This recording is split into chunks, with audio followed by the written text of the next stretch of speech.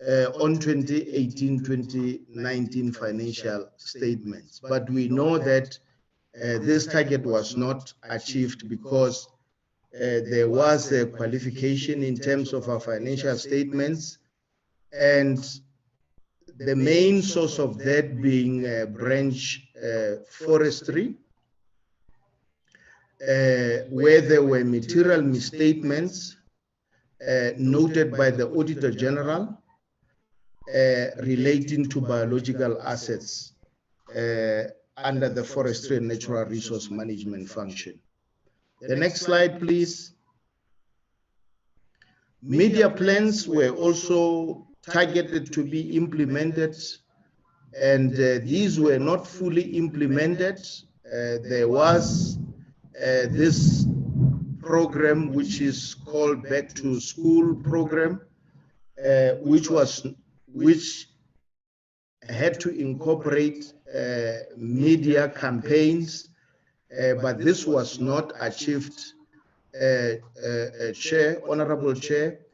The reason for that being that there were now preparations to incorporate the priorities of the two departments as the two departments were preparing to merge. May we go to the next slide, please? Next slide. The next slide. The other target, Chair, is the report on sector economic and statistical information outlook. There were supposed to be 4 quarterly reports approved for the financial year, but only 2 were approved for the financial year. This type of approval involved the sitting of the executive management of the department, and only 2 of those reports were considered, were discussed, and were approved. Can we go to the next slide, please? Again, Honorable Chair, there were 4 project verification reports which were supposed to be submitted to DEXCO, be considered, be discussed, and be approved. But not all reports were approved. The reason being that not all reports were discussed, considered by this approval structure. But it must be noted, Chair, that the other 2 reports which were not considered by DEXCO, they were discussed with the accounting officer who ultimately approved them. But we have to reflect it as such, because in terms of the phrasing of the target in the APP, they were supposed to be discussed and considered by DEXCO. Can we go to the next slide? The next slide, please. You are now under Program 2, Honorable Chair. May we go to the next slide?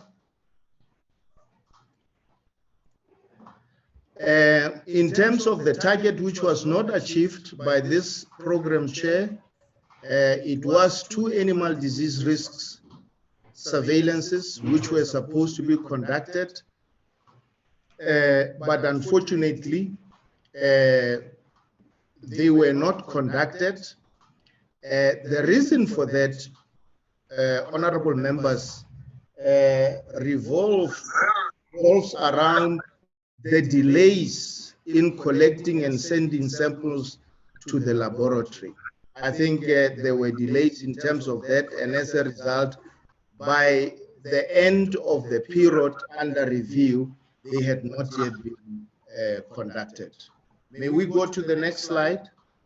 If I may make a request, yes, to be sensitive to time, and therefore I would like us to focus on the performance and expenditure information for 2019 and 2020, and how you are addressing the audit outcomes. Perhaps also if we can just zoom into focusing on the program 1 to program 5. That will assist the committee. Okay. Thank you very much. I'm saying this because we have 20 minutes remaining on the presentation, so just be mindful of time. Thank you. Thank you very much, Honorable Chair. I will do my best to be fast. Program 2, Chair, there were also 27 export protocols for phytosanitary requirements, which were supposed to be achieved, but they were not achieved simply because these are based on demand, and there was no demand for them, and therefore they were not achieved. Can we go to the next slide? And may we be fast, Ralph? There were also supposed to be 189 veterinarians deployed, but only 168 were deployed. 21 were not deployed simply because of financial constraints. The next slide, please. Program 3, Food Security and Agrarian Reform.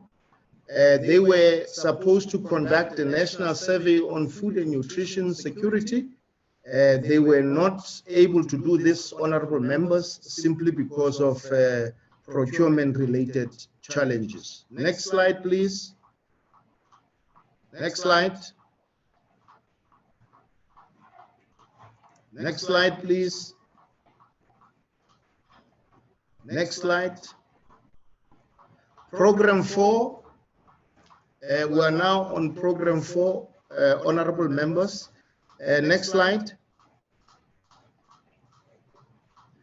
In terms of program 4, there was supposed to be a report on the implementation of Agri-BEE enforcement guidelines. This was not achieved, Honorable Chair, because a number of regulators in the sector were supposed to be consulted and they were supposed to feed into the report, and that exercise had not been completed by the end of the period that is under review, and therefore this was not achieved. The next slide, please. Next slide. The next slide. In terms of program 5, which is Forestry and Natural Resource Management, 945 hectares were supposed to be planted in temporary unplanted area. Only 551.53 were achieved, and the reason that they are giving, Honorable Chair, is that that area was affected by drought, and therefore it would not be possible for planting to happen there. The next slide. The next target relates to recommissioning business model developed. This was not achieved because of procurement related challenges, Chairperson. The next slide, please. There was also a target focusing on 300 hectares of state indigenous forest to be rehabilitated. In fact, this target was overachieved, and the overachievement was because of those targets that were rolled over into the new quarter and the new financial year. The next slide, please. The next slide. Honorable Chair, that concludes the parts in terms of the targets that were not achieved in line with 5 programs that Honorable Chair recommended we must focus on. Can we move now to, we may skip program 6, please. Now, this section, Honorable Chair and Honorable Members, focuses on transversal indicators. Transversal indicators are those that are dealt with by provincial departments of agriculture. The first one focuses on 86,256 households which were supported, which were supposed to be supported. but only 44,849 households were supported, and you have the breakdown in terms of provinces there. That figure is the one that was not achieved. And what provinces have cited, honorable members, relate to the COVID-19 restrictions which impeded physical movement where these projects could not be verified. The next slide. The next slide focuses on 109,534 hectares planted for food security. Those hectares were supposed to be planted. Only 17,908.94 hectares were planted. Again, the reason why the rest were not achieved, it was because of limitations when it comes to physical movement. And those other projects could not be visited to be validated. The next slide. 26,200 smallholder producers were supposed to be supported. Only 1,567 were supported. Again, Honorable Chair and members, it was owed to limited physical movement during the COVID period, and those projects could not be visited and could not be verified. The next slide.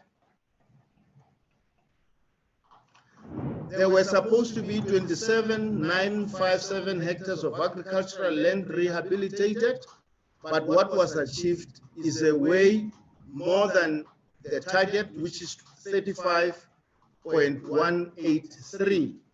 And the reason for this overachievement is because some other work was rolled over into this period. Honorable Chair. Next slide, please. These are other key achievements recorded during 2019-20. Honorable members, the census on commercial agriculture, a project which was led by Statistical South Africa, but led jointly with the Department of Agriculture, Forestry and Fisheries. The report was launched, the final report was launched. The producer farmer register, which members know about, which is at the final stages as we speak, and the final report is due to be launched still during this financial year. The process of reviewing provincial departments of agriculture budget structure and transversal indicators for the current MTSF period started in March. We also have State South Africa reflects on the Q1 employment in the sector which indicates that our numbers stand at 865,000 as we speak. The department hosted a successful World Food Day on the 16th October 2019 at Lusikisiki. Risk Management Committee held quarterly meetings as per the approved Risk Management Committee Charter. Audit Committee was functional and played a key advisory role to assist the department to meaningfully discharge its responsibilities. The next slide.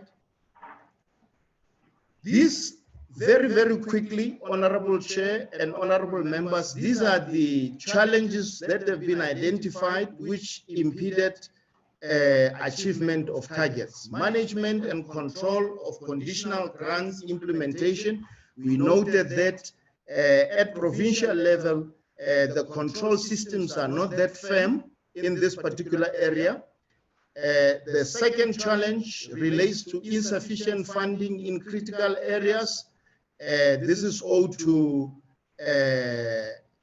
lack of enough funds, enough budgets, insufficient capacity in some functional units, owing to posts that had been abolished and some which remained unfilled.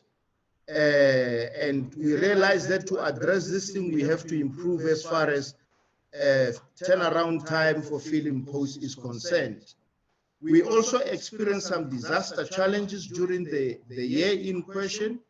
And we are saying, as we move forward, we must plan ahead and make sure that we'll always have post-disaster support funds. We also experienced some disease outbreaks, and this has remained a challenge. And we are saying, to circumvent this thing, we've got to ensure that we've got sufficient capacity and budget. Chair, at this stage, I will ask the acting DDG, Corporate Services, Mebu Pape, to lead us in terms of the human resources section. Thank you very much.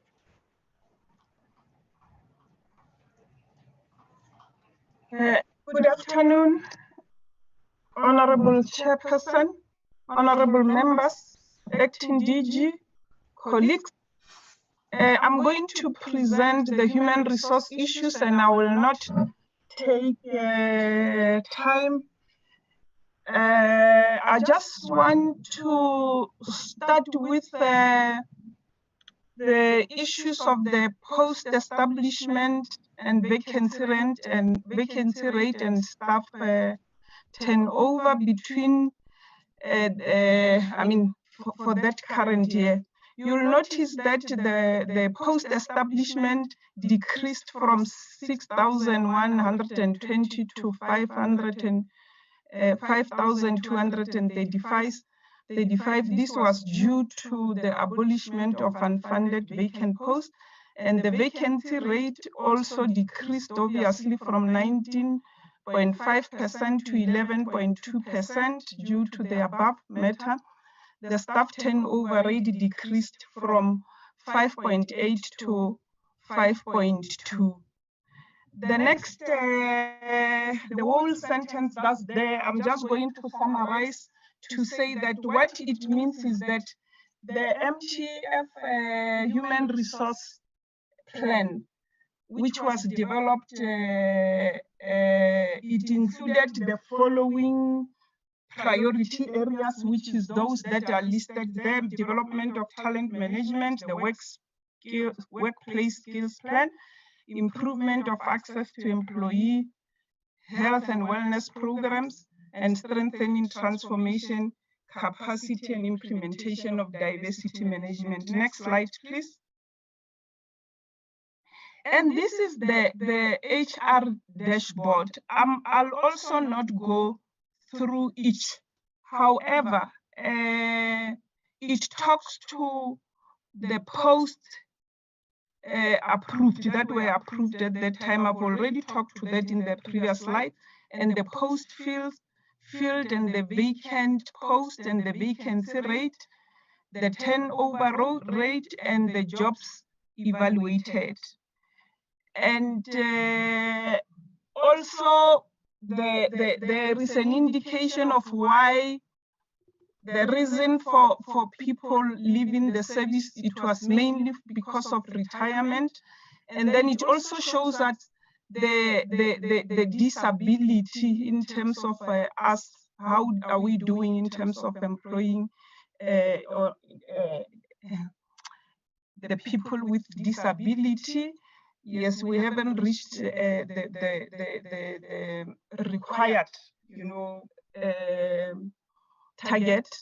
And there, the female and the males SMS members, it shows that we are at 46% and 54% males. Also, we know that we are required to be 50-50. And then there's the total cost of performance rewards, and the total number of employees who received performance rewards is that. And I'm rushing, Honorable Chair, because I realize we don't have enough time. And the cost of leave taken, and the leave payouts, grievances lodged, and grievances resolved, those are the numbers, and disciplinary cases that were finalized, and the highest number of sanctions, and the highest types of misconduct. And if you see the highest types of misconduct is absent of employees without authorization and abscondments. Next slide, please. And then there, I've already talked to the vacancy rate in the first slide.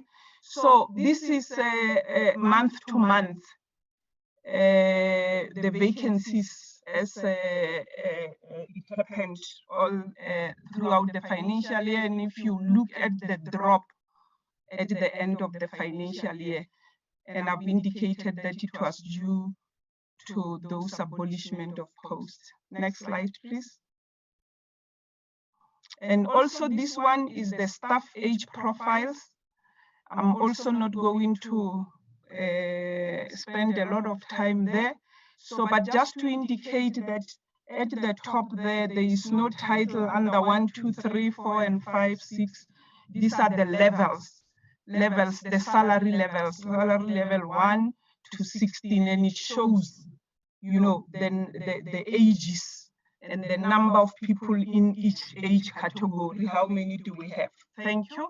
We may go to the next slide, and then this one is the employment equity profile. The legends there shows that there is 39% of African males, and I've also talked to that in terms of the equity in the previous slide. Next slide, please. This is just the summary of what I've reported, and maybe the issues to give reasons to why certain things happened.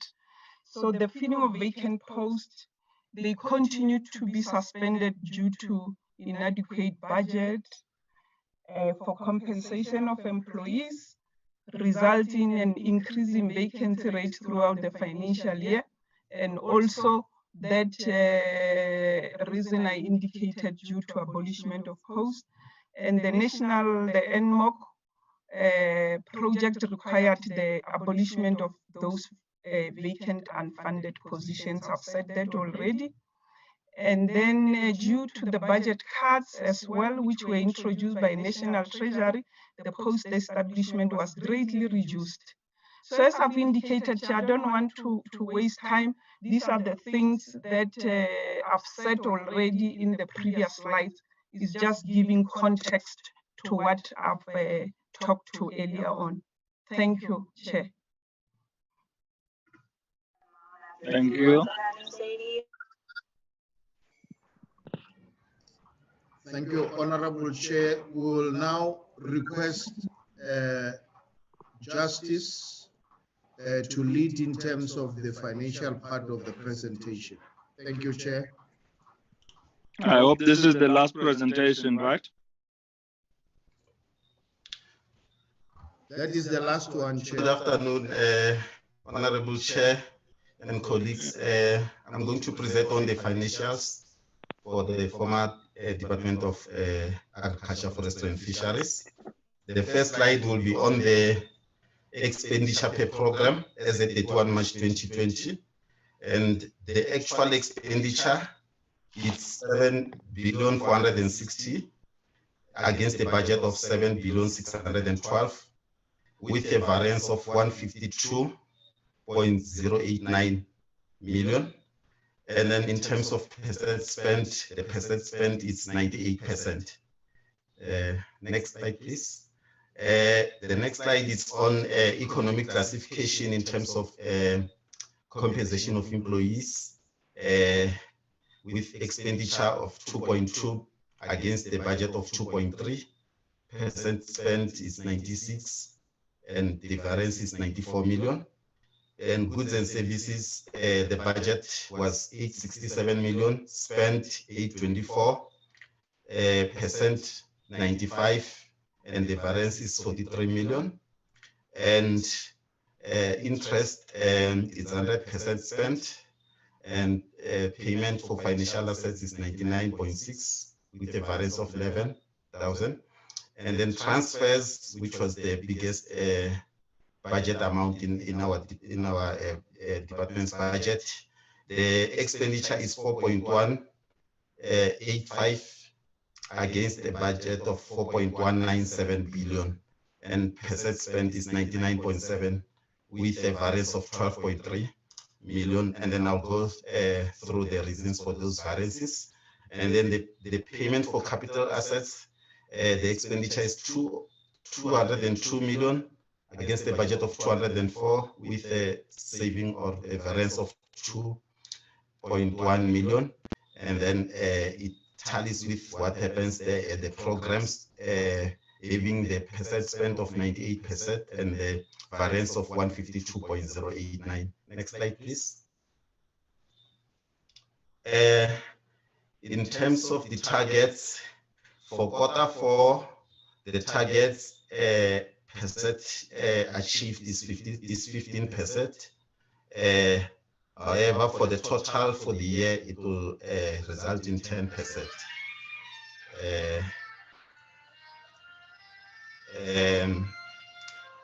Can we go to the next slide? That was for administration. I'm sorry not to mention. For program 2, the target achieved for Q4 is 54%. That is for program 2 called Agriculture Production, Health and Food Safety. So the percent achieved for Q4 is 54%, but the actual for the year is 33%. Next slide, please. Next slide, please.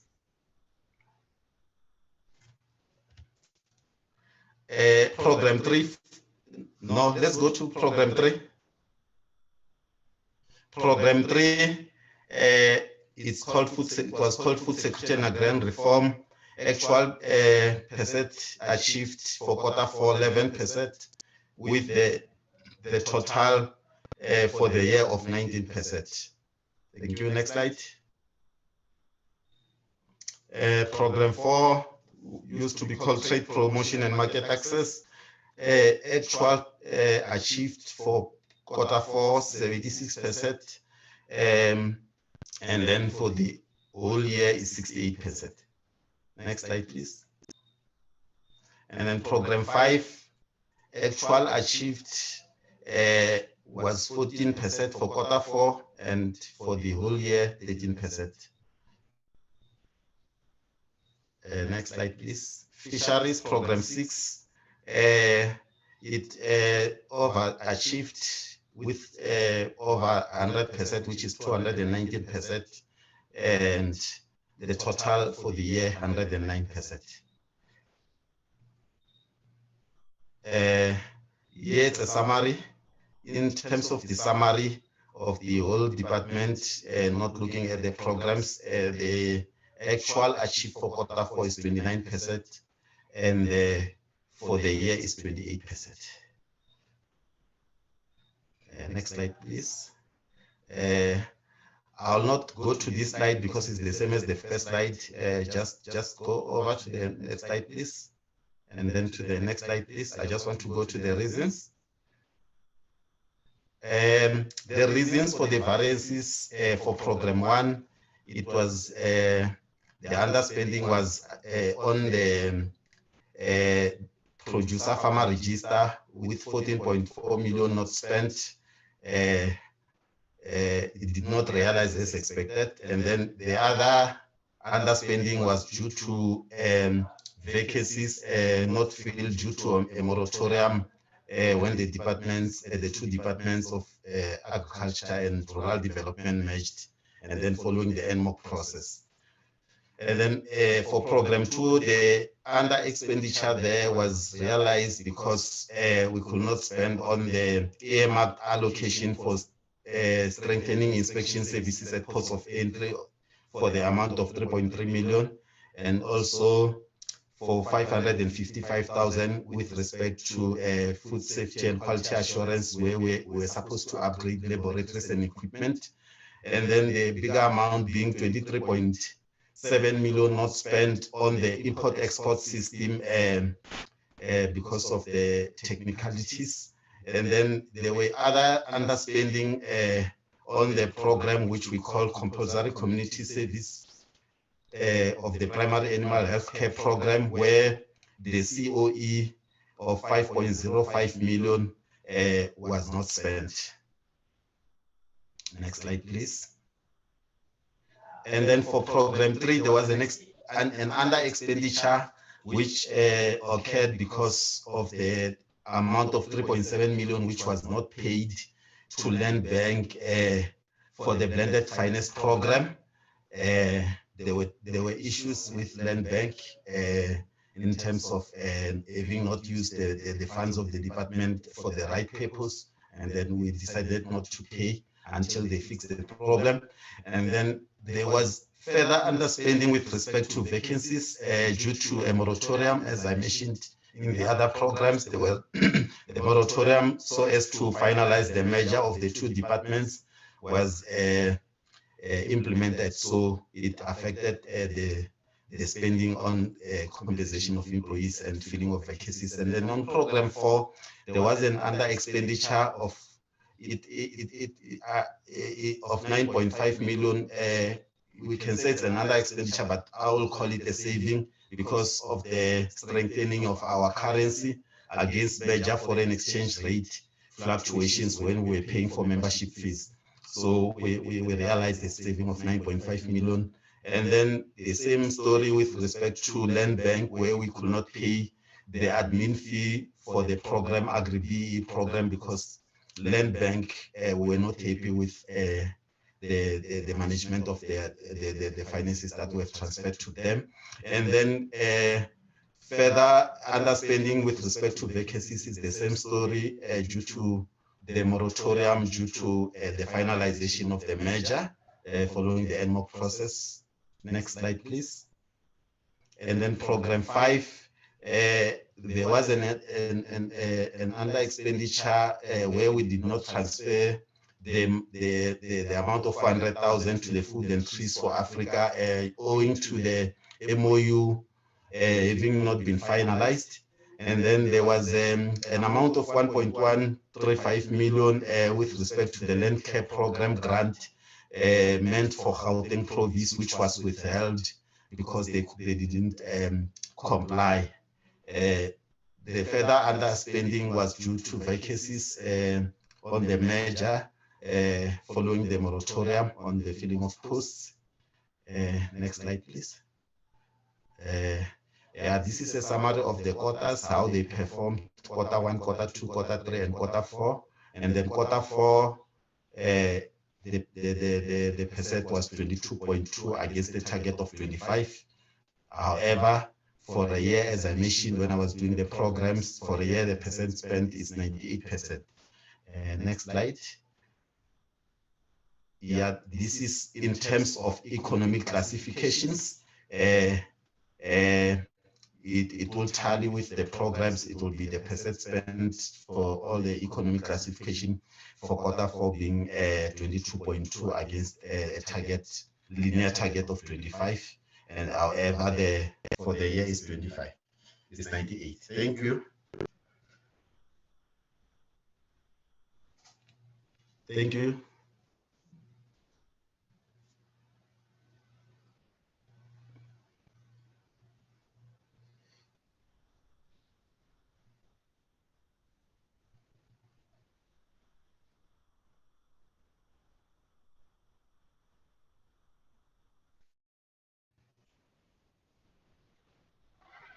Chairperson, we submit.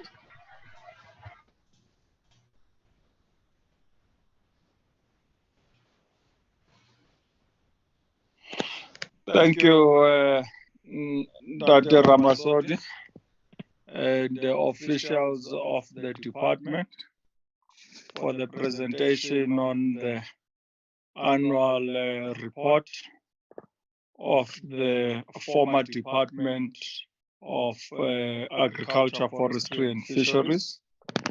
Honorable members, we will now engage with the presentation that has been put before us. I will request that those that are able, please raise your hands so I can be able to recognize you.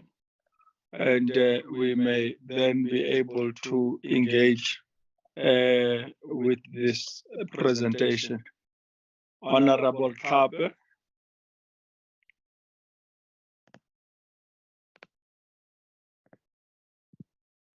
Honorable Kabe. Honorable Kabe was driving and she said she will be in and out of the meeting due to network challenges. Honorable Kabe. We'll move on to Honorable Kapa. Thank you, Chair. Let me welcome the report from the department, the information from the department. I don't have much questions on this because if you remember, the information is the one which we have been getting on quarterly basis throughout. But it's only that, and another thing is that to me is mostly issues that by now I don't think there is a way of changing them because it is a statement of facts. But I appreciate that the department has been able to put this elaborate report and also giving reasons for whatever poor performance that was not there, which also indicates to me that then if they have reasons, it tells me that then there's a possibility of correcting all the shortcomings. But my main worry, was a tiny one for that matter, is that percentage of 69% achievement. To me, it worries me because that's a lot when given the time and resources that have been there. If at the end of the day, the percentage, I mean, the expenditure becomes 69%, but still maybe there may be a satisfactory explanation that may be the cause of that. It can be remain at that level, but otherwise, I welcome the report. Thank you, Chair. Thank you, Jim. Honorable Kapa. Mama State. Honorable State. Thank you, Chairperson. Chairperson, my first question to the department would be, as far as I understand this, this is a report that ends at March 2020. And we started with COVID in March 2020, as far as I can remember. So why do we give reasons for not achieving targets to COVID? Chair, I don't understand this at all. You cannot say that we did not verify the households because of COVID. What were the department then doing for the whole year, April 2019 to March 2020? Chairperson, it's unacceptable. Unacceptable. I am not impressed. I said last week when we met with the previous Department of Rural Development and Land Reform that I knew we're going to hear all about COVID. We're not discussing the COVID year. We're discussing the previous year. I want to firstly find out from the department, why are we even mentioning COVID in the previous year's report? Chairperson, I would like a proper explanation.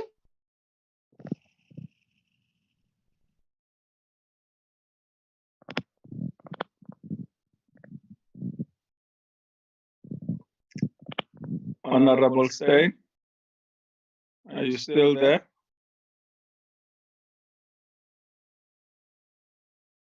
Honorable State? Seems we might have lost her. We indeed share the same sentiments and do hope that we'll gain clarity on the actual fiscal we're speaking of 2019 and 2020. Honorable Matiase, Ntate Matiase, I don't see him on the platform. I will move on. Honorable Chapter. Thank you, Chair. Chairperson, I'm really concerned. Oh, let me greet my fellow colleagues and the leadership of the department. Chair, I'm concerned, Chair, because in this report, this annual report that were given by the department, that is tabled to us, in front of us by the department, it says minimal about 2019 and 2020. And Chair, I have a serious concern. I hope the department would clarify me and put me at ease. In one of their targets, Chair, it reflects that they could not achieve because the lockdown. They could not achieve some of their targets because they failed to sit. They could not sit because of the lockdown. I don't understand. I fail to understand EXCO members who cannot sit due to lockdown. A lockdown that took almost the whole year. Can the department clarify to us the reasons of them not sitting? If Parliament could sit during lockdown and any other departments can sit during lockdown, what is this one was doing? Can they clarify us on that, Chair? Other than that, I do have other questions, but I just need clarity on that one, Chair, first. Thank you. Thank you, Honorable Chapter. Honorable Mamumba Bama. Kangeba. Thank you, Chair. I have no questions at this point. Thank you, Bondomse. The Honorable Briet. She had also indicated she is attending to other matters. If she hasn't been able to join, let us move on, honorable members. Honorable Marshall.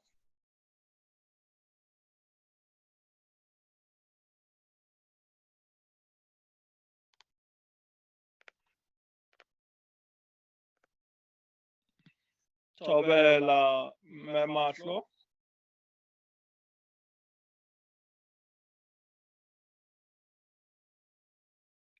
Honorable Ntate Masipa.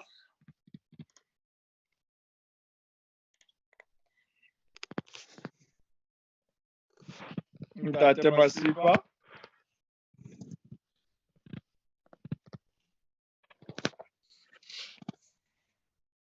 Sorry, Chairperson. Honorable Masipa just informed me that he's got something that came up urgently. I'm back. Sorry, I lost a Okay. Were you done since you're on the platform, Honorable State? No, Chair. I will leave my video off. I think it will be better. Chairperson, so I think all the questions that I asked regarding the food security programs, that was not one of them met, and all of them has got reasons for COVID that I don't believe, because it wasn't COVID time. And in any case, even if it was during a month or two of COVID, agriculture was supposed to be going on as normal. And I did say that we found in the beginning of the period of COVID that we could not get hold of officials because all of them, no one was at the offices, and I was informed that people were at the offices. So, Chairperson, I'm going to insist that we get a list. I don't care how long the list is and how many pages it will take up, but I want to see whose which officials worked during COVID period. Agriculture was supposed to be functioning and working, and now we see from the department itself that they could not do work because they were under COVID regulations and couldn't move. The rest of the farmers moved around. We produced food in this country under very difficult conditions, but our department that was supposed to support us was apparently nowhere to be found. Chair, then I want to find out, I have sent the answer to our colleagues. I received an answer from the Minister on the suspension of the Chief Surveyor General as well as the Chief Director Cadastral Spatial Information. They were suspended in May 2017. I want to find out if they are still suspended, why no investigation has been done, or what is going on there. How can people be suspended for 3 years on full salary, Chair? So can we get a full report on that? And the reasons why disciplinary hearings was not held during 3 years. Then, Chairperson, I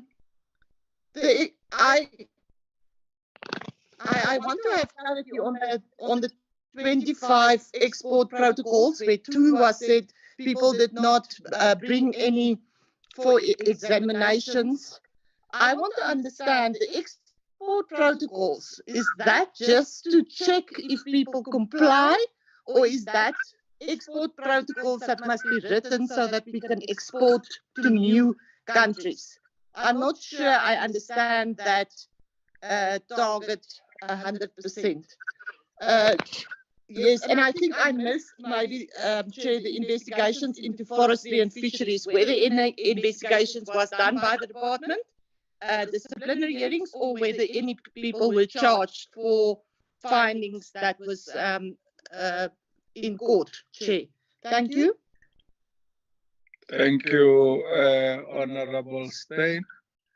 Mahlati, Honorable Mahlati. Thank you very much, Chairperson. Good afternoon, colleagues, and good afternoon to the leadership of the department. Chairperson, I share sentiments with previous speakers, especially on the disappointment that we are enjoying as a portfolio committee from this particular department. This annual report is no different from the one that we received for 2018-2019. This annual report does not give any confidence to South Africans in as far as the department's goals towards achieving them. This annual report gives us no clarity in terms of the impact that agriculture is doing in as far as changing the lives of ordinary South Africans. I must indicate, Chair, most of the time I rise on these issues of internal audit and risk management when it comes to the department. But let me speak on issues of finances versus performance versus impact. When you look at the departmental budget, it moves at 98%. But when you look at targets achieved, it speaks something else. So there is no correlation between the targets as well as the budget. And in the previous quarterly report and the annual report, we were given some response in relation to this, but I'm still not convinced that people in the department can spend almost 100% of their budget, but still cannot achieve their goals. That means there's something wrong in the planning program, in the planning process of the department. Therefore, I think at some point, we need to be taken through in terms of how the department plans its own processes, not necessarily that we want to get involved in the operations of the department, but it could be that a challenge is seated there, because it will also speak to the capacity of the department. Does the capacity has the right people doing the work. Because you can have qualified individuals, but who are unable to deliver on what the department seeks to achieve. Chairperson, I must also speak to issues of the structure that has been presented in this meeting. To say, why does the department have in their own, I'm not sure, actually we must also bring Treasury on board on this issue. Because we must not take it for granted that some of us have not been in the administration of government before. Why would the department have, for a full year, unfunded vacant posts? Under normal circumstances, a unfunded post cannot sit on the structure for more than a year. Treasury would normally remove it if it's unfunded. Why is it still on PESA? Secondly, Chair, maybe we must get an indication from the department, because even previously we've been having this report to say we'll recover in the next quarter, we'll recover in the next quarter. The annual report presents to us that they were unable to recover in the following quarters. That's why we are finding an annual report that does not respond to issues of South Africans in as far as the mandate of the department. How does this department intend to improve its business? That's my only question. How do they intend to improve the business of the day to ensure there's correlation between budget and achieved goals? How does the department intend to move this department from what we are seeing in this annual report? I'm actually wondering what's going to be the audit outcome of this financial year, because this is going to look like exactly this what we are having now it's just a reflection of what we are going to have at the end of this financial year. And Chair, lastly, we must not be taken for granted, with all due respect, as a portfolio committee that is toothless, that is going to make noise and not being able to make any impact in making sure that we do proper oversight on the department. We must make it clear that we are not happy as a portfolio committee. We expect results, nothing else but results. And this thing of COVID-10 is actually an embarrassment to this meeting, that we are going to be told about COVID on an annual report of 2019-2020. Thank you very much, Chair. Thank you, Honorable Mema Shati. Honorable Montweg.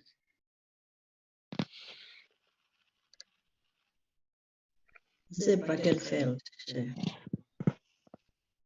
Oh, okay. we will. Maybe we will see him again. No, honorable members. Let's be fair to our colleague. Maybe, like many of us, are having technical challenges, and Zoom is not friendly to us. So let us move on if he's not there. Honorable members, is there any other honorable member who may have wished to pose a question that I've not been able to recognize?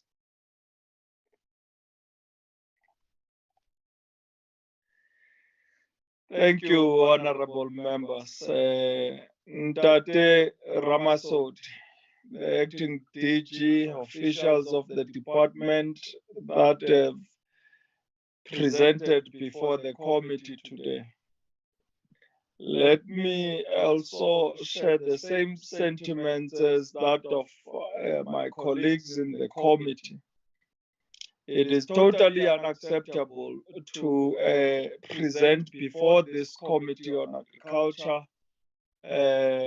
Land Reform and Rural Development an annual report of the former Department of Agriculture, Forestry and Fisheries, and speak about lockdown regulation and the challenges that we've had of lockdown.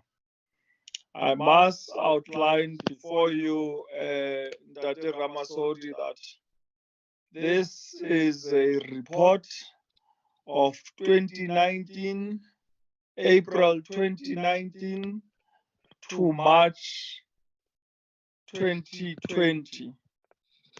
And if my memory serves me well,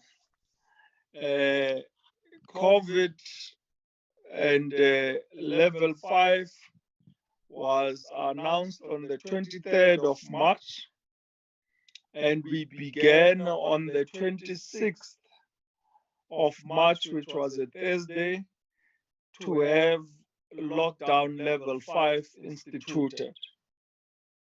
And 4 days later, on the 30th of March, this annual report came to an end.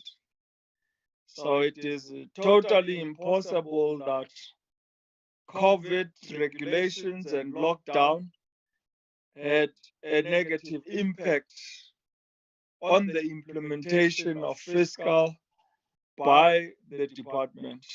We would like a response in that regard, so that we are clear and certain what we are speaking about. It cannot be accepted that COVID today is made an excuse of a fiscal that ended when COVID emerged. Nonetheless, honorable members, I would like to go into questions that I would want to raise on this 2019-2020 annual report of the former Department of Agriculture, Forestry and Fisheries in regards to access to veterinary services, which remain central to the successful of livestock farmers, particularly subsistence and smallholder livestock farmers, especially in the wake of animal disease outbreaks such as FMD, African swine fever, and most recently brucellosis. Therefore, it is very worrisome that the department has failed to deploy about 189 veterinarians for the compulsory community service program when there were enough veterinary graduates that needed to be deployed, which used to be the reason for not meeting the targets in previous years. The 168 vets deployed in the 2019-2020 are even far less than the 189 vets that were deployed in the previous years. In this regard, honorable members, the department should indicate where did it get the budget to exceed the target for the deployment of CCS vets from the planned 150 to 181 in 2018-2019, while for 2019-2020, it reports that it could not deploy 189 vets due to budgetary constraints.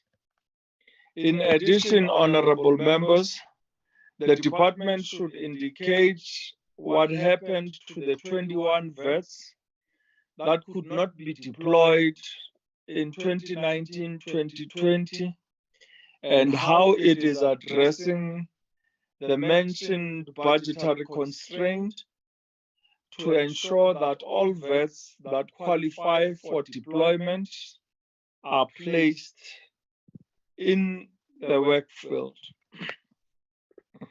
Also linked to this, honorable members, is access to veterinary services.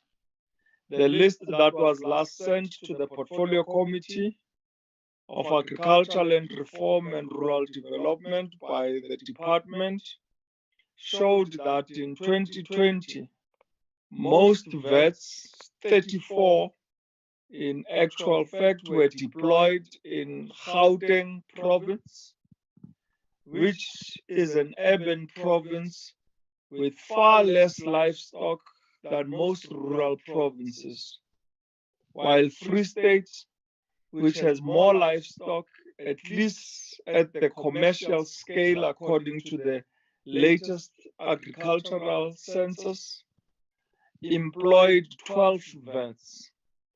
And the Northern Cape, where most of our sheep are located, employed only 6 vets.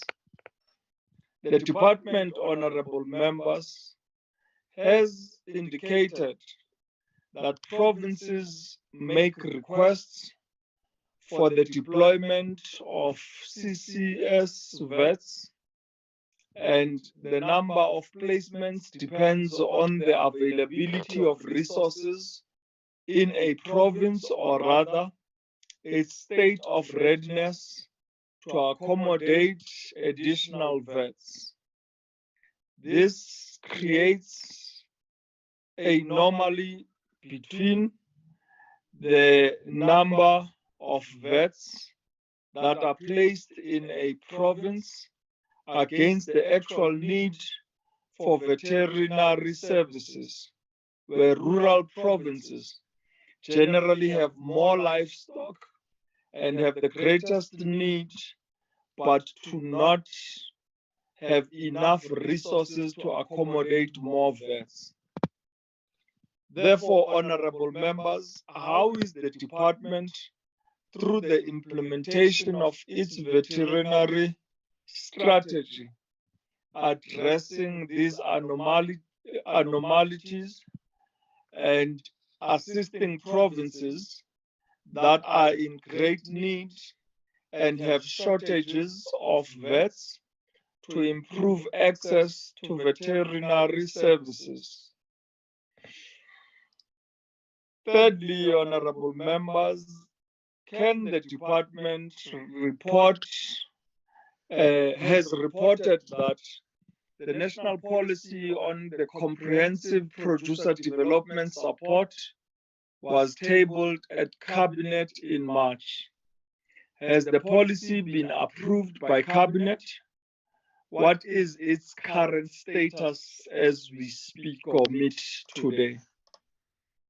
As the policy was developed before the merger of the two departments, will there be a need to review it so that it is applicable and relevant to the mandate of the new department? Honorable members, on Program 4, NAMAC, which is mandated to be more of an advisory body to the Minister on agricultural marketing policies and their application, market access and marketing of agricultural products, does research and also implements projects on behalf of the department and conducts farmer training for market access.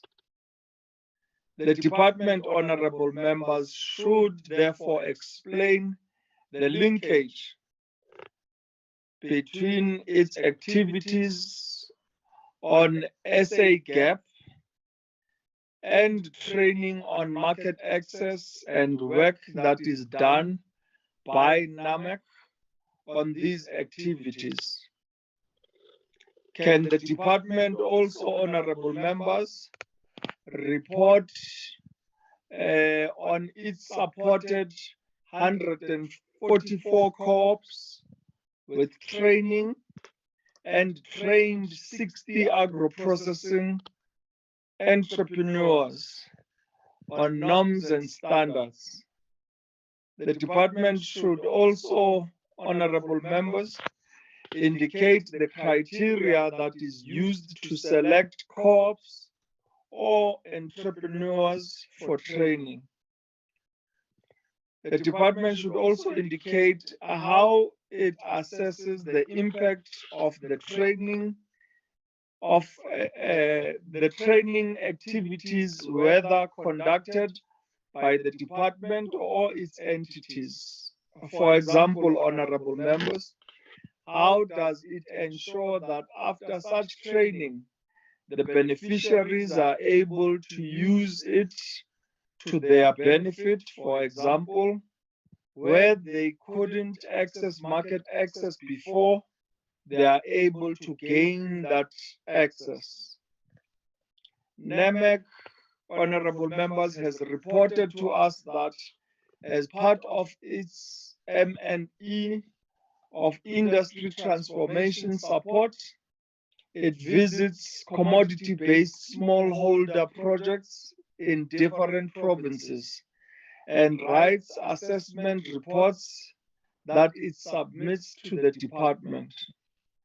How is the department addressing the farmers' challenges that are raised by NAMEC on these projects, which include, amongst others, land, infrastructure, and access to markets?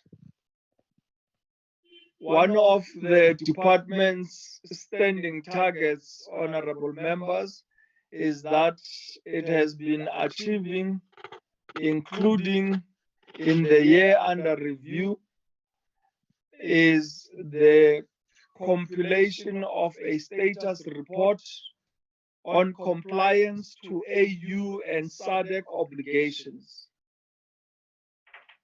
The department must therefore, honorable members, provide us with details on the AU and SADC obligations that it specifically compiled to during the 2019 and 2020 financial year. With that said, honorable members, maybe I can speak also to some of the other program in terms of program 1 on administration. Workplace skills plan was not achieved, and this is concerning to us, honorable members, given the fact that competency gaps were seen as some of the root causes contributing to the department's failure to meet some of its performance targets. How will the department, honorable members, ensure that there is an increased capacity within the department in order to ensure that the department is able to respond positively in meeting its targets as per the annual performance plan? 2, the reliability of reported performance information in the APP remains a concern. Therefore, can the department indicate that in light of the reliability of reported performance information concerns raised by the Auditor General of South Africa, how will the department deal with these concerns in order to protect the credibility of the department's financial performance plan? Underfunding of the department's programs has always been a concern to this Portfolio Committee on Agricultural and Reform and Rural Development. Can we therefore, honorable members, be updated by challenges faced by the department with respect to funding of its planned programs of 2019-2020, and how have these impacted the achievement of the planned targets? And in view of the department, how will these funding gaps be met? Lastly, is a huge concern on the issue of land bank and its failure to ensure support is given financially to small-scale farmers and small-scale farm holders. And I would like to understand in this regard, with the monies that were afforded to the land bank, have we been able to fully ensure those monies were utilized? And further, that is Land Bank the right financial institution, particularly for small-scale farm holders, or should we be looking at other financial institutions? There was talk and focus on Mafisa, and it seems also to have just disappeared. Can we get a full update on Mafisa? Thank you, honorable members. I thought we need to do justice to this presentation and ensure that we engage in detail with this presentation that has been put before us. And Tate Ramasodi, the acting DG, and the officials of the department, let us hand over to yourselves for your responses on the questions that have been sent through by the honorable members. Over to you.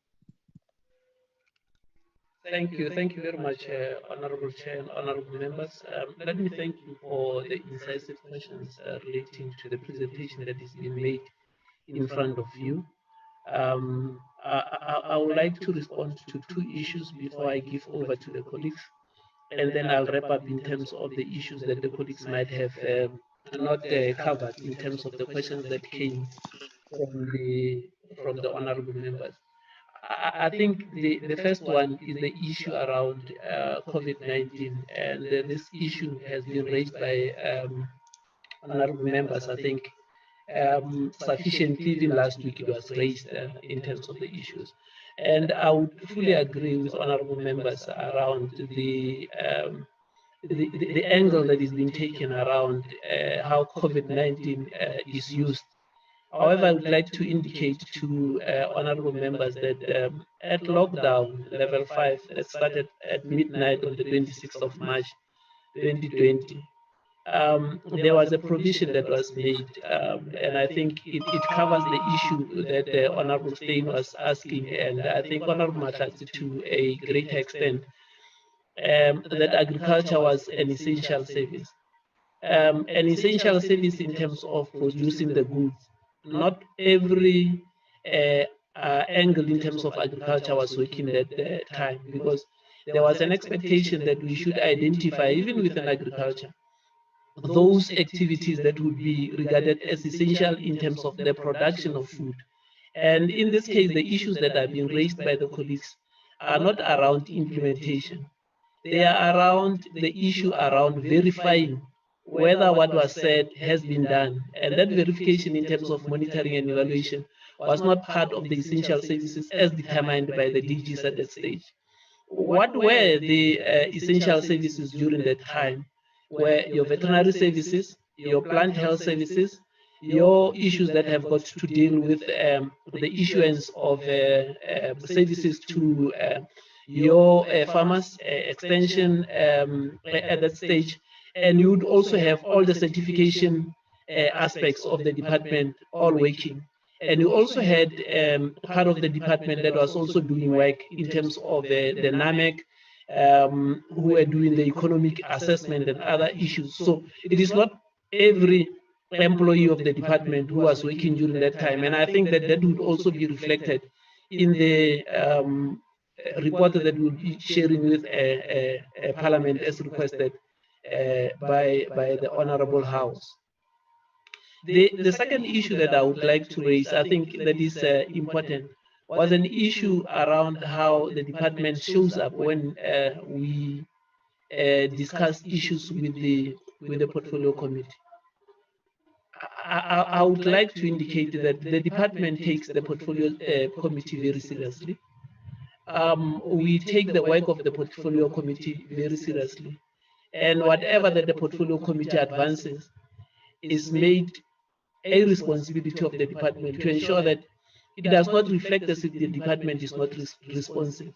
And if at some stage, honorable members, there's a reflection that the department is not responsive, I would like to indicate here now that my apologies, but I would not want to be part and parcel of a department that does not respond to the portfolio committee, and my colleagues neither. And we will strive, honorable members, to ensure that what is being advanced here as an oversight body would be done. Chairperson, I'm very sorry.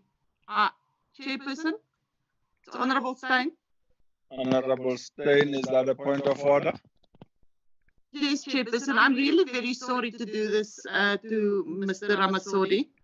Chairperson, I want to ask Mr. Ramasodi to please tell this portfolio committee if he tells us that for a full year, no monitoring and evaluation of projects happened, and that the fact that the office is closed at the end of March, they could tell us that the monitoring and evaluation couldn't happen on all those points that I asked.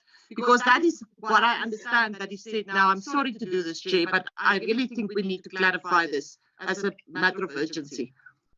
Okay, honorable members, let me appeal to all of you that you afford the department an opportunity to give their responses to the questions we have posed.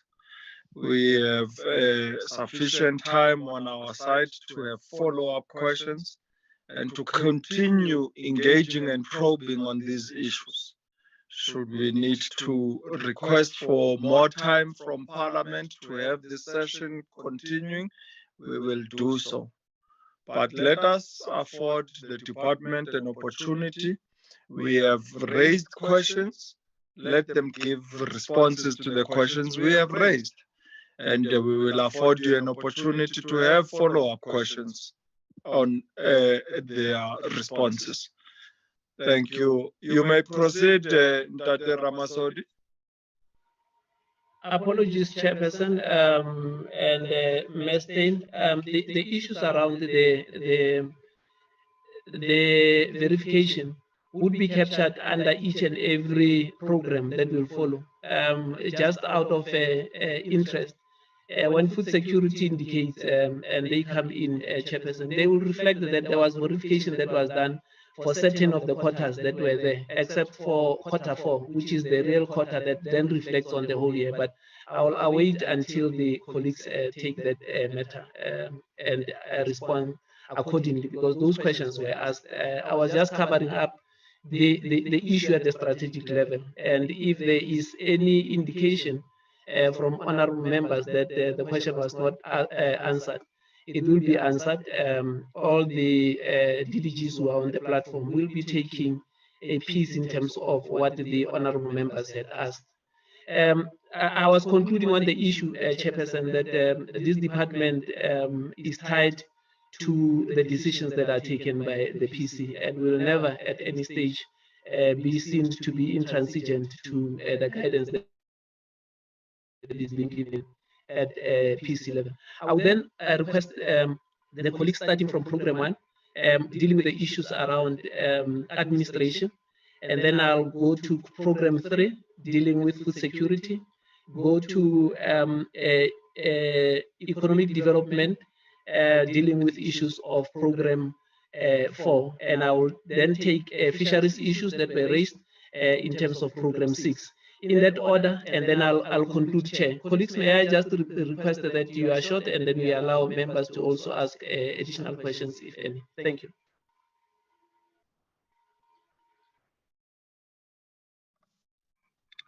Good afternoon, Honorable Chair.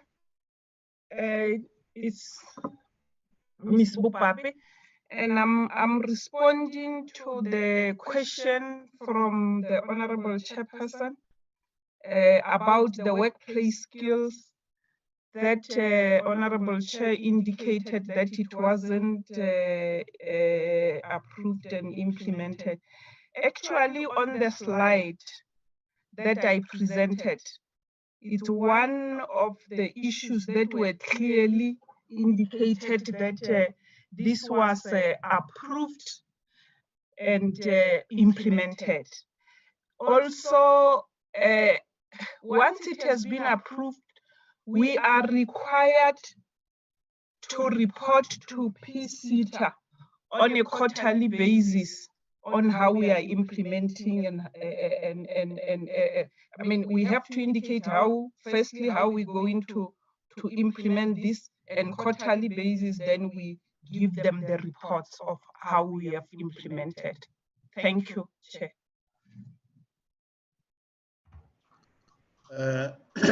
Honorable Chair and honorable members and Acting DG, the question asked by the Honorable Chair on reliability of reported performance information, I think it reinforces what the Acting DG said in his response to the question on COVID-19. Indeed, Q4 is a very critical quarter for the financial year because that's when programs that are being implemented, the projects which are being implemented are wrapped up. And that's when we are supposed to get a full picture in terms of what has been going on in the financial year. But just to reinforce what Ndadara Masodi said, once the quarter comes to an end, like Q4, which ends end of March, there has to be very important work undertaken in terms of what has been reported.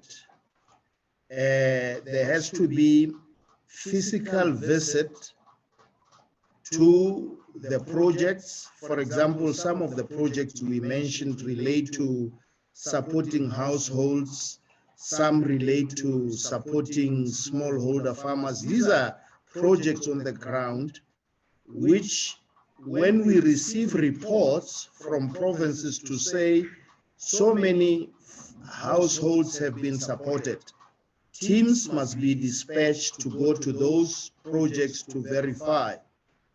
Otherwise, without verification, the Auditor General will not accept that those have been achieved.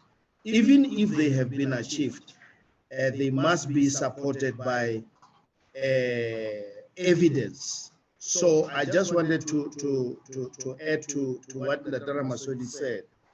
But I must also indicate, relating to this area of reliability of information, I think the Chair is spot on to ask such a question, because for every target that we say has been achieved, there must be evidence accompanying that.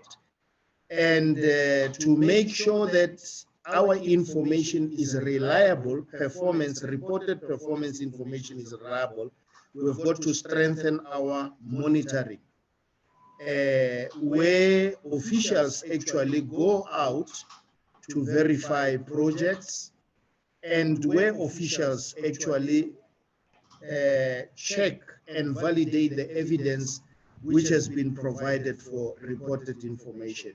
So that is the reason why, Chair, just to conclude, in the middle of last year, 2019-20, we recruited additional staff to strengthen monitoring and evaluation on a 12-month contract.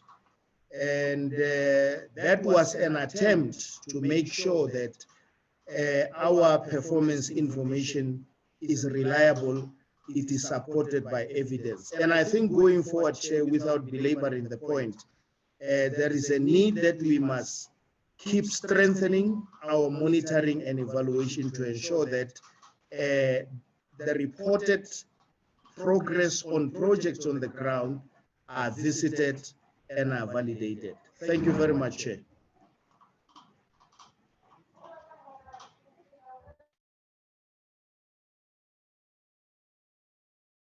Program 3.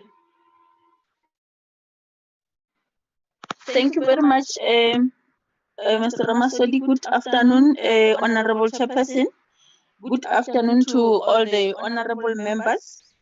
Indeed, it has been indicated that the physical driving, which usually happens for these officials that are at the national level, that must go down to the areas that support has been provided to, could not take place.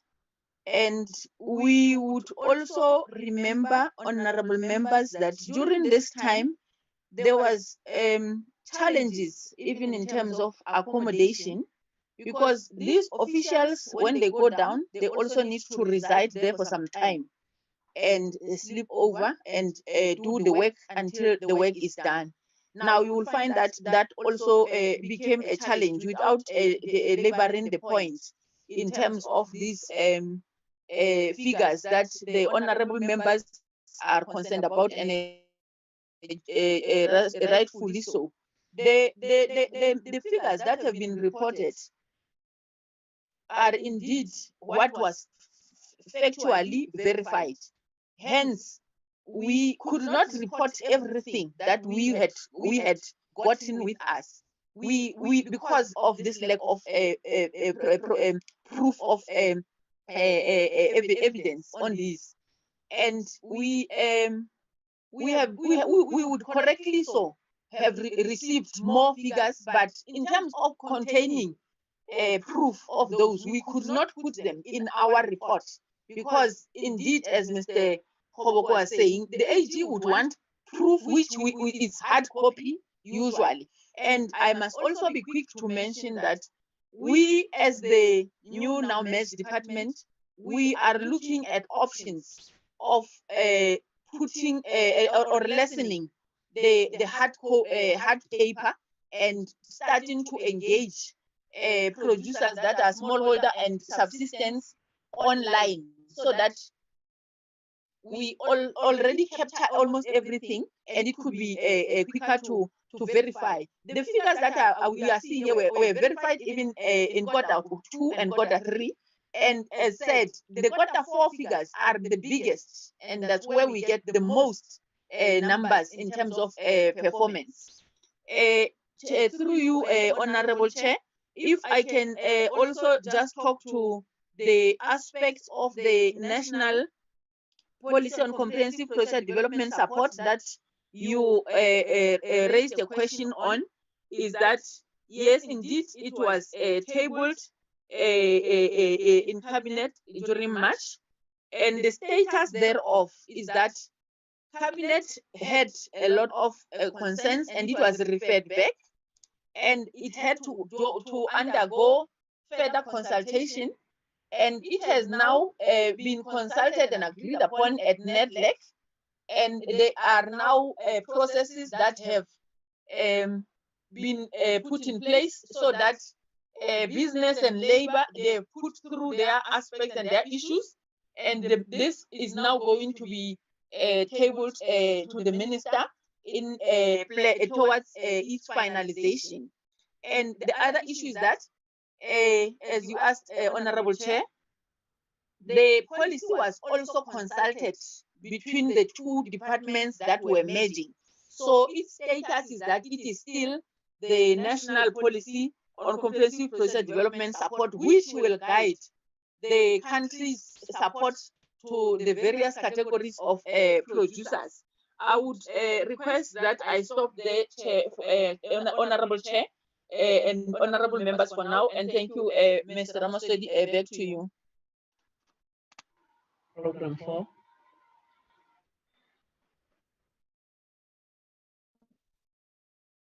Thank you, DG. Good afternoon, Honorable Chair, honorable members, DG and colleagues. I would like to respond to the questions related to training. We have various categories of training. I would like first to start with the one that we offer on SA Gap, where we assist the producers in understanding the markets, how agricultural markets work, how to access the market, and what are the requirements on those markets. And this training then it assists them and the buyers and consumers to bring that confidence that the food produced by the specified producers is really meet the required consumer standards as well. And also the other training is also offered to the food manufacturers.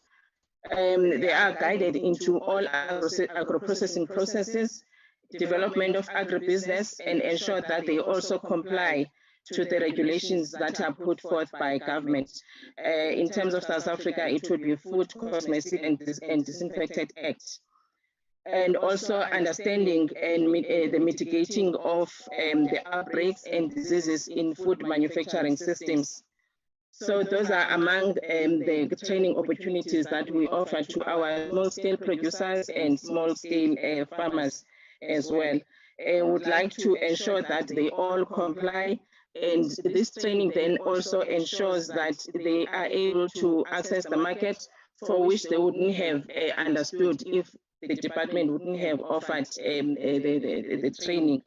This training also assists them to not only to meet the national standards, those that have an interest in exporting, they are also able to meet and understand the requirements by the importing countries. Answering the issue of a criteria of how do we identify the cooperatives to be offered support, there is a relationship with the provincial departments because we are national.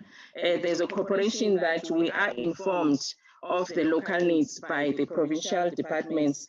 Towards the end of each year, the provincial department would analyze, make assessment, and advise the national department so that we are able to tailor-make according to the needs of each province, as we are not strong on everything equally. Chair, I would want to declare that I might have missed some because of the heavy storm in Centurion. I would apologize in terms of that. I note there was a mention of NAMAC I could not pick up, but I would request, with your permission, anything related to my NAMAC, if we can submit later on in writing. Thank you, Chair. Over to you, DG. Program 6.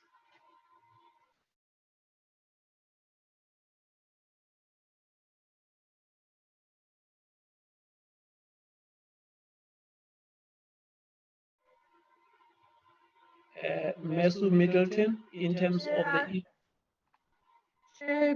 Afternoon, honourable members. I must apologise, I missed the question for Programme 6.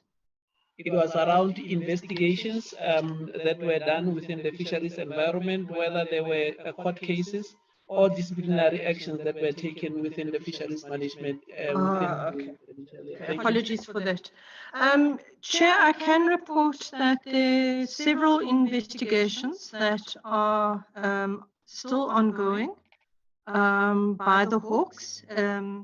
There has also been quite a number of disciplinary cases, one against the former DDG of Fisheries Management who was dismissed, one against the acting Chief Director Financial Management of the MLRF who was dismissed. Another case against the director of the fishery patrol vessels is on appeal at the moment. And then there are criminal court cases against the Gansbaai 9. I hope that answers the question. Thank you very much, Middleton. Chairperson, I will wrap up in terms of the issues that the colleagues might not have touched on. Honorable Kapa, I agree with you. We are equally disappointed with the 69% achievement within the department, and we think that we could do better in terms of performance. Honorable Steyn, quite a few questions that you have posed. The issue around the suspensions within the department, the former rural development and land reform. A full report will accrue in terms of the questions that you have asked of the colleagues, the two colleagues. We will send a report on the issue around export protocols.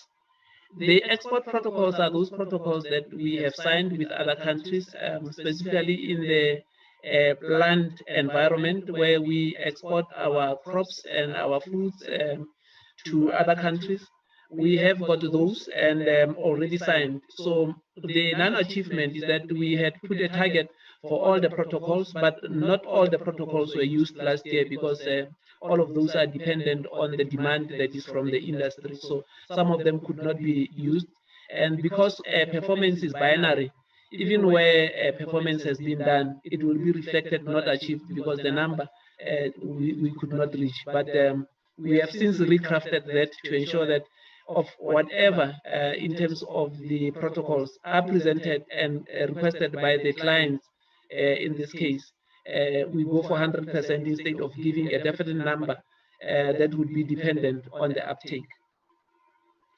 The investigations into fisheries have been articulated. Honorable Mahlatsi, I couldn't agree with you more on the importance of internal audit and risk management. The issue around the correlation between performance, non-financial performance and financial performance, it's quite an issue that we have tried to respond to. And I have got to indicate that you have got a point. The only issue that I would like to raise is this issue around performance management. Because what happens is that, as reflected earlier, because of the binary nature of performance management, it's either it's achieved or not achieved.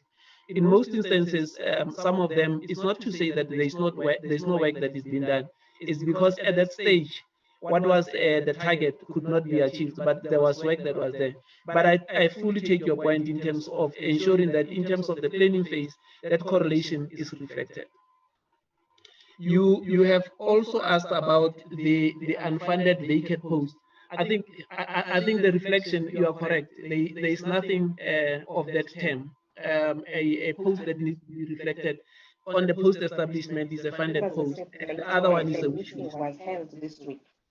Yes. The Saudis have requested that the senior Mepindi, can we ask you to mute? The document. So the document, we received it yesterday. Mepindi. Myself. Hello, can we please mute our microphones? We do not need to be hearing about the Saudis and our relations and intentions with the Saudis. So please kindly mute your microphones so we may only confine ourselves to the business of the committee. Thank you. You may proceed. Thank you, Chairperson, and apologies. The other issue that Honorable Mahlatsi was asking, how do we improve on the business of the department? Honorable members would now know that we have gone into deep dives in all value chains that we want to put across, and in terms of the work that we'll be doing for the next financial year, we have made sure that that would be reflected in the Agriculture and Agro-Processing Master Plan, which really goes up to district level in terms of how we plan. In terms of how do we recover, we will be coming up with an audit improvement plan on all the findings that are here. I will then move to the questions that were asked by the chair, which were very incisive.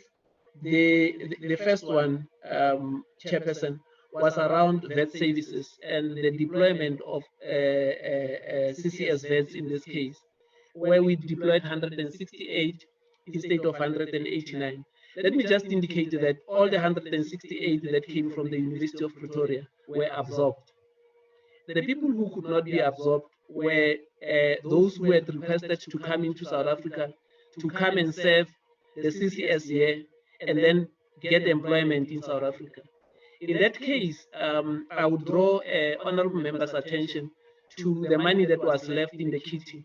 After absorbing the 168, we were left with just above 5 million, which created a dilemma. Who do you take and not take into the system?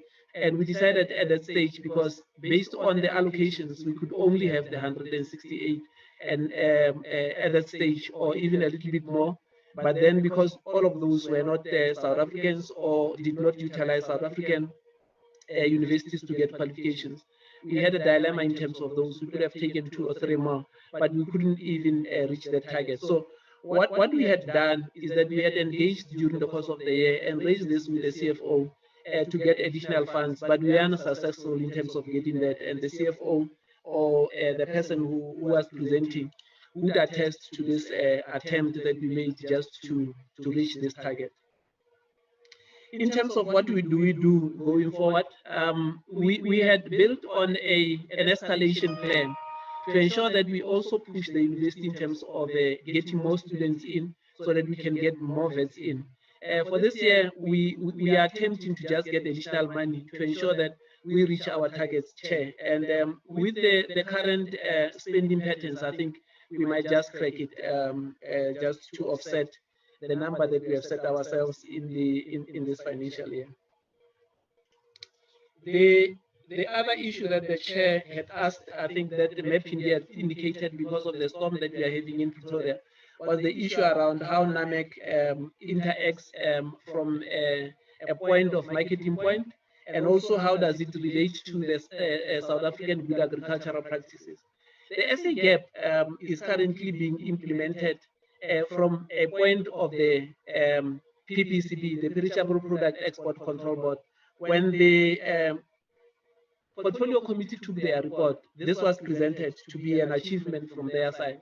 How it fits in terms of NAMEC is that all of those who have done the SA gap would then have shelf access into different markets. So their good agricultural practices would allow them to have market access in different areas. So that's how it fits in.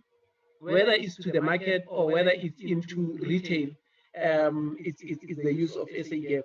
The work of NAMEC in terms of this is mainly to look at how do we access markets, and also how do we then deal with the issue that was created after the marketing boards were in terms of the work that they have got to do in dealing with the trusts that emanate from the marketing board. So that's the work that the NMC is doing, and they are also responsible currently, Chair, as the lead agent for the crafting of the agriculture and agro-processing master plan, which is a plan that we are doing at this moment.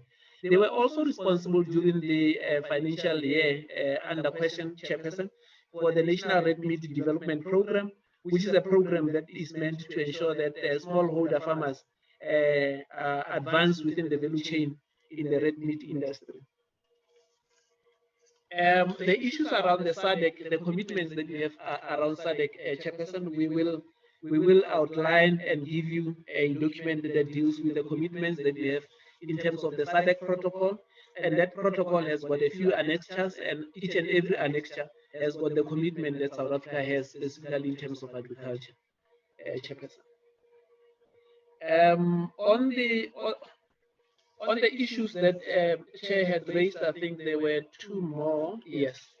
On the underfunding that the department had, I would say, in terms of the financial year under review, the department returned money to National Treasury because of a few aspects that could not be concluded on time.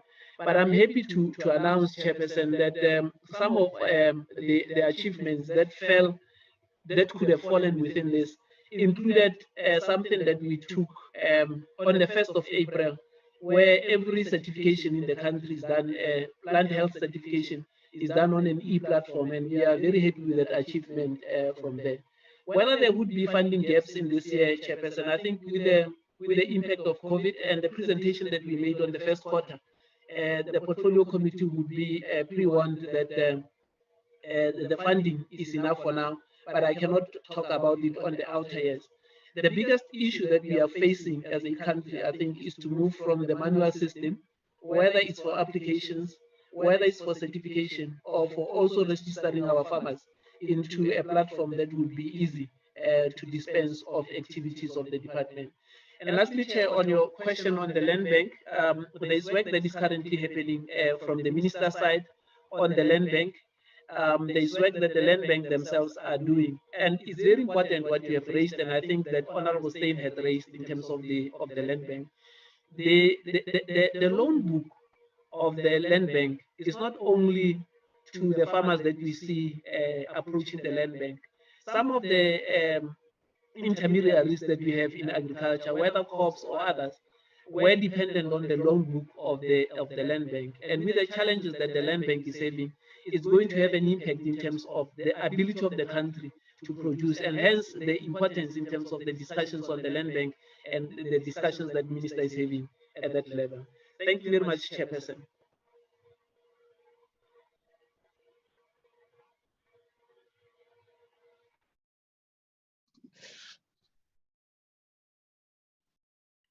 Thank you, Dr. Ramasoli, the acting DG of the department, and the officials for your responses. Honorable members, as I had promised earlier that I will afford you a second bite on the response of the department and its presentation. So has Honorable Tlhape been able to rejoin us? Honorable Tlhape? Not yet, Honorable Tlhapa?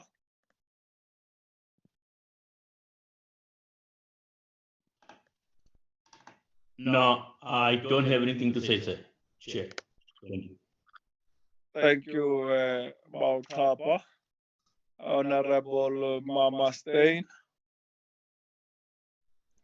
Thank you, Chairperson, and my apologies for cutting the acting DG short when he was speaking, Chair. Chairperson, can I be answered on who is the specific people that is supposed to be doing monitoring and evaluation? And if we are not doing that during the term, so I really find it almost, I don't want to say shocking because it's not a very good term to use, Chair, but I cannot believe that we can wait until the end of the financial term or the quarter then, as it was explained here, to go and verify projects. I would like to understand what is the policy from the department, and we were told now that extra personnel were employed to do monitoring and evaluation, and I'm very happy to hear that. But is that people sitting in a Pretoria office or somewhere far away from where the implementation happens? Because that sounds like it to me, Chairperson. What is the role of the extension officers then in this monitoring and evaluation that is being done? And Chairperson, I still can't understand, even with COVID, every other farmer in this country moved during the time. So I would then ask, Chair, that we get a list of the positions then, if it's not the name of the people that were supposed to work during COVID. Who were working during the time? And if it's saying extension officers were all working, I would like to know out of the maybe 300 or 6,000, I don't know how many extension officers we have, how many of them was working during the period under discussion, and so the rest of the personnel. Chair, I don't buy the story that it could not happen because of COVID. We worked very, very hard during that period to ensure that people get travel documents in order to get people to go and work. And I understand now for the first time, Chair, the frustration of farmers that they experience on the ground to try and put food on the table in this country after the President said agriculture must proceed. I personally could not get a single staff member to help with serious issues on the ground. And it makes sense to me now, Chair. And I really want a full document briefing on who worked and who did not work. March, April, I know it's not this year period that we're discussing, but it's not making sense. I don't buy it. I'm sorry, Chair. Thank you. Thank you, Honorable Steyn. Honorable Chwete. Thank you, Chair. Chairperson, I don't have anything to ask, Chair, but it's just that I'm not satisfied with the way and the manner that the department has answered some of our questions. I was just wondering, Chair, if is it possible that we can submit the questions to our secretariat to the department so that they can answer in writing? Thank you, Chair. Thank you, Honorable Chwete. We will request for these questions and answers to be sent back to us in writing. You may proceed, Honorable Mbabama. Thank you, Chair. I won't put on my mic. Chair, the only comment is, I only have a comment, not a question, possibly to yourselves, is how we can get the minister here to account. Because it's been quite a long time that we have seen the minister at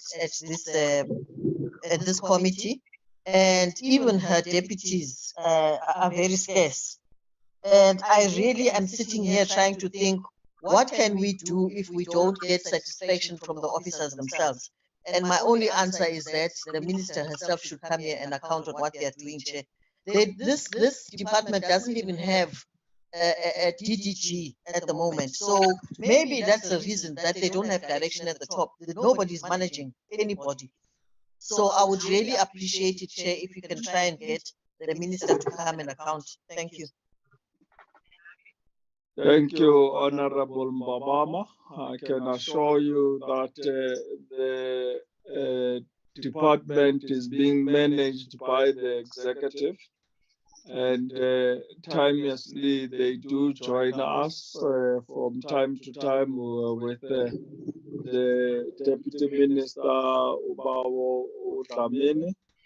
And the minister was actually joining us this morning when the committee meeting was scheduled to sit between 9 and 12. But because of the change we had in accommodating the men's parliament, the time we are sitting on is clashing with the IMC, that self and the deputies have been asked to come to attend and present issues in and around land. So their portfolio is called upon to present, and this is why they have not been able to attend today. But I will, as the chairperson of the portfolio committee, express our dissatisfaction to the minister with the responses that we are receiving, and request on her to appear before the committee to attend to these issues herself. Your request will be attended to, Kangem. Honorable Mahlatsi. Thank you very much, Chair. Taking tune from what the acting DG has indicated, and responding to a number of questions that I might have asked, and with the response that says, indeed, I agree with Honorable Mahlatsi, is a clear indication that the department has not been doing its work as expected. But Chair, I want to move from a premise that says, for the department to perform very well, it should have had a proper audit committee that was supposed to be operating fully throughout the year in assisting the department to achieve its goals as per its mandate. However, I've seen on the chart the former audit committee chair is here with us and would have loved to maybe make an input in as far as audit committee is concerned. But if there's no time today, most probably because she might not have been scheduled, I would recommend, Chair, that we get audit committee report as a standalone item, because this audit committee report, that means I'm not speaking about the Auditor General, I'm now speaking about the external audit committee that might have been appointed for the department, to indicate to us what could have been challenges in that particular financial year that we are dealing with, so that as we move forward, we are able to assist the department to really improve its business. Number two is on the risk management as well, Chair. I think I've raised this on numerous occasions, that can we at least have a risk register and get an indication from the department whether who is managing risk at the department level, and at what level is this particular individual who might have been appointed. Because in most cases, risk managers are either assistant directors or deputy directors, and their work is quite critical, but most of the time the department does not take risk management serious. Because if you have done your risk register properly, they would have found mitigating factors in ensuring that, situations that would have been risks, so that they can have mitigating elements to ensure that these things that we are debating today, they are not there. They would have seen possibility of them not achieving their goals, and would have came up with strategic options in terms of how they are supposed to meet their goals. Chair, I just wanted to indicate as a last comment on this particular matter of the annual report. Maybe the department is not aware. It's just that on a lighter note, Honorable Chair, that to remind the department that their inability to perform at a satisfactory level is a direct reflection on the portfolio committee itself. If they are unable to achieve, it's an indictment to the department and to ourselves as a portfolio committee. And lastly, Chair, I must indicate to the department, sometimes, Chair, I think maybe it's an oversight from senior management of the department to assume that amongst portfolio committee members, this portfolio committee is quite rich in terms of expertise. We've got former executives of government entities, we've got farmers in this committee, we've got former executives from government departments, and so on and so forth. Now, when we come to this portfolio committee, we want to bring the necessary expertise so that we assist the department to move forward. We are not just ordinary people who have found somewhere to be put in parliament. No, we know what is happening in government. We want to assist you to move forward. So our expectation is that the department must work with us, must not take us for granted, must not assume that we might not understand certain things that are happening in government. Because clearly, some of the responses, for instance, Chair, when we're speaking about the fourth quarter, we are speaking about the fourth quarter issue. We've said the fourth quarter is not viable in terms of government. Fourth quarter is January, February, March. Most of the time, government officials are not back in January. They are back in Feb. March is the end of financial year. So it's not viable for you to have humongous figures or targets being put on the fourth quarter, because in most cases, you will not achieve anything because people are not there. Now, we must not be told that everything was in the fourth quarter, therefore, why were they not being able to achieve throughout the year? And we're told about the fourth quarter. Some of these responses are actually, they make one a little bit upset, to say we can't be taken for granted. Can the department take us serious? Can they improve on what they are doing now so that we're able to move smoothly? Our intention is not to come here and hammer on the department. When they do good, we will congratulate them. When they do wrong, they perform unsatisfactory, we will also rise on the issues. Thank you very much, Chair. Thank you, Honorable Mahlatsi. And I hope that don't want to say it's anger, but the dissatisfaction we hold as a committee can be expressed in words so that we can be able to hold this department accountable for the fiscal that it is mandated to utilize for the betterment of our farmers, particularly small-scale farmers, and also to ensure that it is fully utilized. So, DG Ndate Ramasodi, you should take it in that light that we are only exercising our mandate to ensure that the challenges that South Africans as well as the general public are experiencing, we should be the voice of those South Africans. And in saying so, we would also want to understand more in terms of the budgets that were set for CASP as well as Lima Litsima. What have they been utilized on? And I would be happy if on this particular one, we are able to have a standalone presentation that speaks in detail to what these monies are utilized on. We are beginning to receive reports, and I would like you to confirm if you as the National Department carry out the implementation of these funds, or you outsource that to the province, whom, when these monies come to the province, are outsourced to other entities.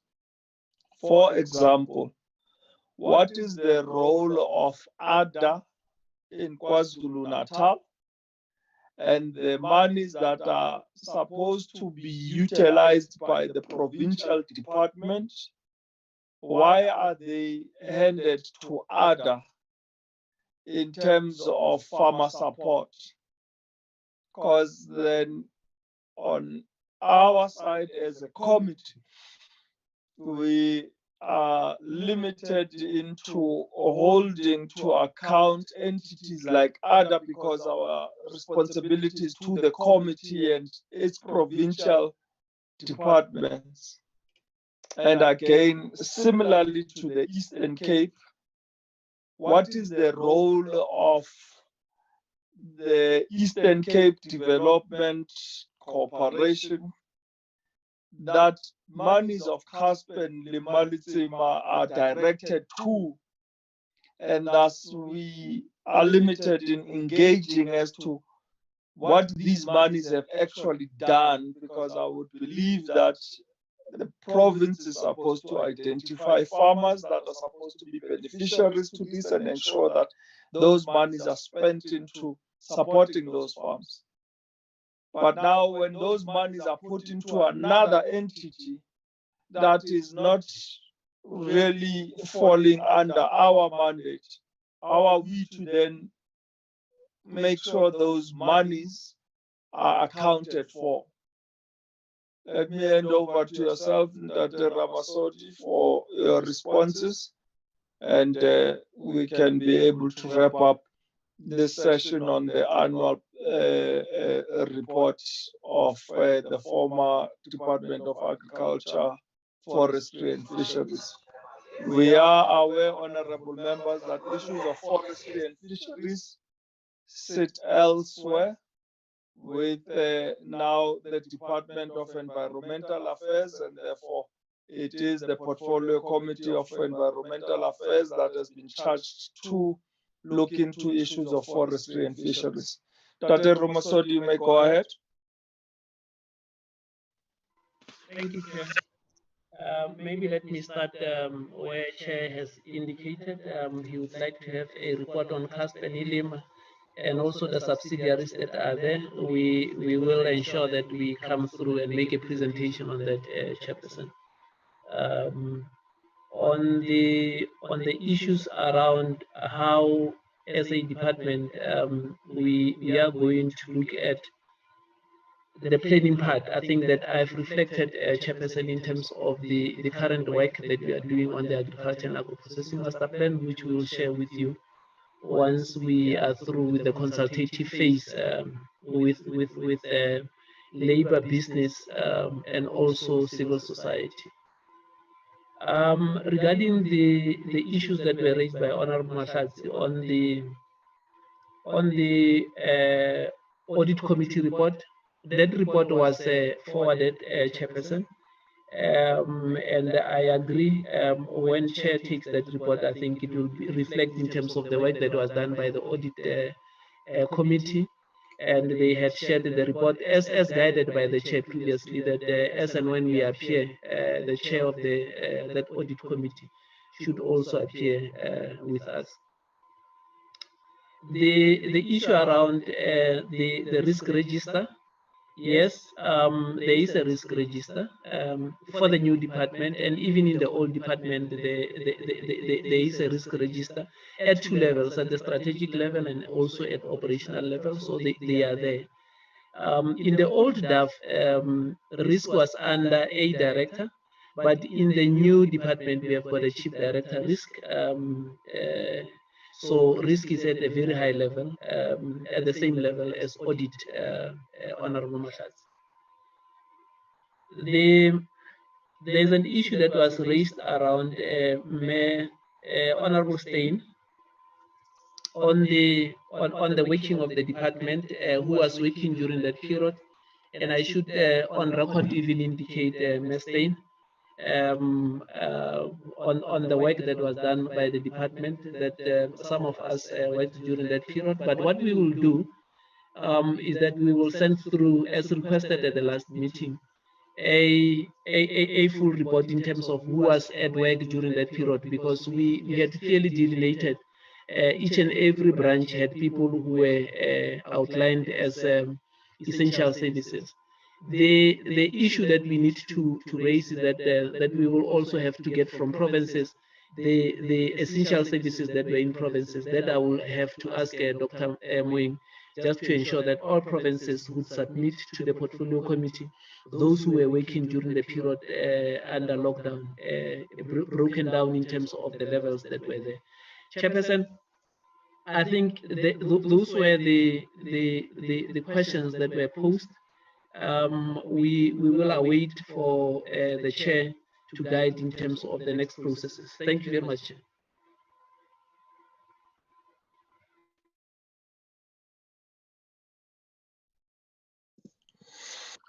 Thank you, Dr. Ramasodi, for your responses, and honorable members. I hope we are covered in the responses that we have heard from Dr. Ramasodi. We have therefore asked that these questions be responded to in writing and sent back to the Secretariat, so that we can be able to go through them at our leisure. Mama Mbababa has requested to be able to engage with the Minister on these issues, and I would think that after we have gone through the questions and answers that would be sent in writing, we can then schedule an engagement with the Minister, so we can be able to cover the issues that we're not satisfied with. Honorable members, as per our agenda, this brings us to the end of our meeting. We would want to check with the Secretariat if there's any minutes you would want us to go through. No, Chair, there's no minutes. Thanks. Thank you, Mamukakaza and Umanyamza. Honorable members, let me therefore thank you for availing yourselves on this afternoon session of our Portfolio Committee on Agriculture, Land Reform and Rural Development. thank the officials of the department as led by the acting DG Ntate Ramasodi and all the officials of the department that have been able to participate and present to us today, and for their responses that have been helpful to make us better understand some of the issues and challenges within the former DAFF annual report. We would like to also thank all those that took time to join us and be part of this session, whether be in our media or respected South African citizens that had an interest on this meeting. We thank you for having availed yourself for today's meeting. With that said, honorable members, officials of the department, and everyone, let me wish you a great weekend ahead. Please do take time to spend with your families and get the much needed rest.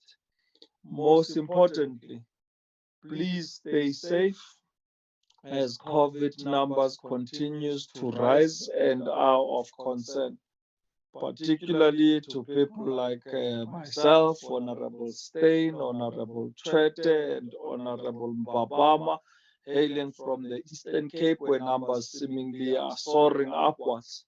And we must continue expressing to our people to abide by COVID regulations, particularly now that we are coming to the festive season in December, where people return back to their province of origin and their homes, and therefore will be going across provinces.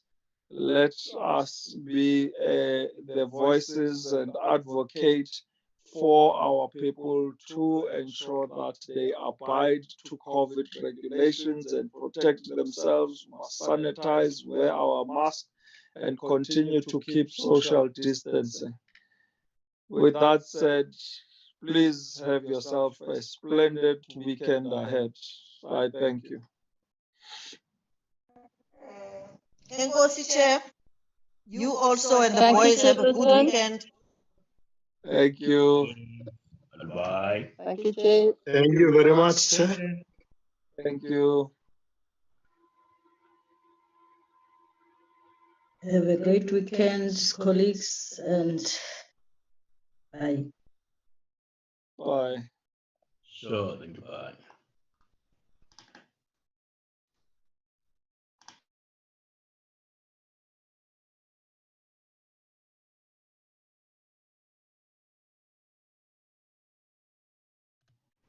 Albi, I can make a recording. Albertina. Iqinekile push. Bonit. Papa yini ke ndine Papa yini? ndizohlala namhlanje.